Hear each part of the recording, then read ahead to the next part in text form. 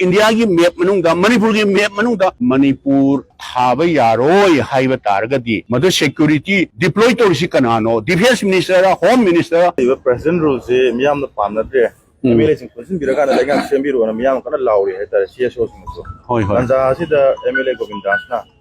MLA Singh पुसिन बिरा राय ने CSO हाना पुसिन बियो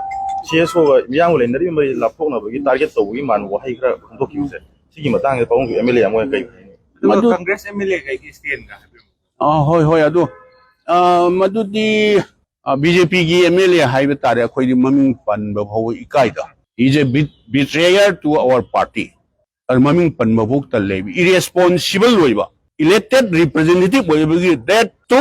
रूलिंग पार्टी रे लेबा मदुसु मोइगी सफिशिएंट नंबर लेबा अदु चटलगा अखोई सिदैदा गवर्नर दा तौरगा अतै सीएसओ लाइरिने मोइ बीजेपी की मनुंग सिंगदो हुजे कुकी सिनाउ सिंगी सथोक सचिन तौबगी मोइ राजभवन दा कैदा मोइ फोलिन तौबल लेंगबदो अदुगी मनुंग दा यावब ngamdi हाइबा तारगसु कांग्रेस -5 सी माइनस तौरोबा 55 नत्रा अदो कुकी सिनाउ सिंगी हुजिक लाकपदा खितंग नुंगाइति हाइगसु 45 नत्राबा 45 तो हानसु कन तौगा राजभवन दा उंगता पुंझलगा मोय उंतंग अखोई कॉन्स्टिट्यूशन पीबा हाइ तारे अखोई हकनिको गवर्नर दा हाइजगदम नतिएबा अखोई गवर्नमेंट सेमगे अखोई लीडर से लेरे हाइबसे हाइगे हाइदना सीएसओ पुंजन नबिउ जो इकाइद्रा बसे इरेस्पोंसिबल लोइबा मदु स्टेटमेंट नेना इदि समाइ थमजनिगे अदो जे वो हमना हंगिबा को अखोई कांग्रेस की अखोई स्टेन हाइबा तारे ngरang नहान की मणिपुर लोकथु इबसे अदुना मणिपुर लोकथु ओर हारिबा महारेजमेंट ओरो मदा ऑर्डर तौरियो मिदो मणिपुर की प्रजा सिंगदा मधु अखोई मियोइबसिदी सोइबा लानबा हाइबसिदी अदुम आई सुंगाइरे मी सुंगाइ अम सुंगाइ सोइगिबा लानगिबदुदी नुपा मसा थोकना चोंथोरा अगा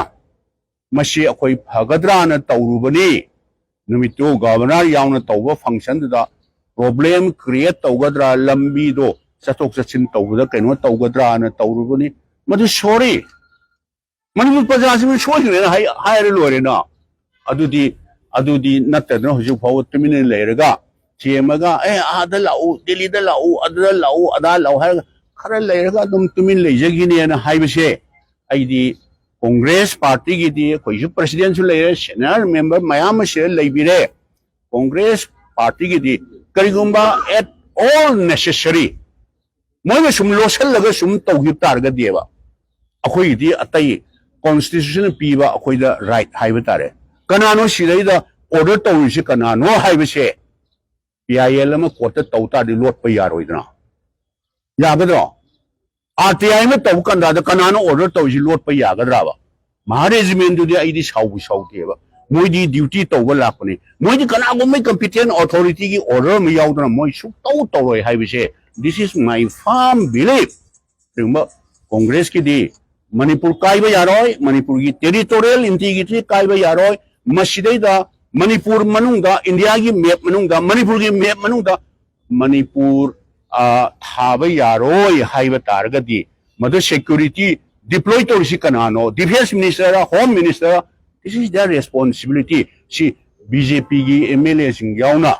मोय छिदोकदबनेबा मसे गवर्नर उनगदमनी प्राइम मिनिस्टर उनगदमनी होम मिनिस्टर उनगदमनी मोय मदा कोई सर्विस दरकार लेकांदी we are always at their disposal any time अखोई चची करिगिनो सिरा मणिपुर थाबा यारोयना महारेजमेंट हारिसे होम मिनिस्ट्री दगी लेब्रा अदुगा सिक्योरिटी एडवाइजर दा नत्र गवर्नर तैरा मसी एप्रोप्रिएट एक्शन लौगदबने से होम मिनिस्टर दा ओ नत्रगा डिफेंस मिनिस्टर ओ नत्रगा प्राइम मिनिस्टर दा अखोई मतम पुनमक्त रेडी लई अदो मणिपुर मनुंगदबु मणिपुर थाबा यारोय हाइबिसिबु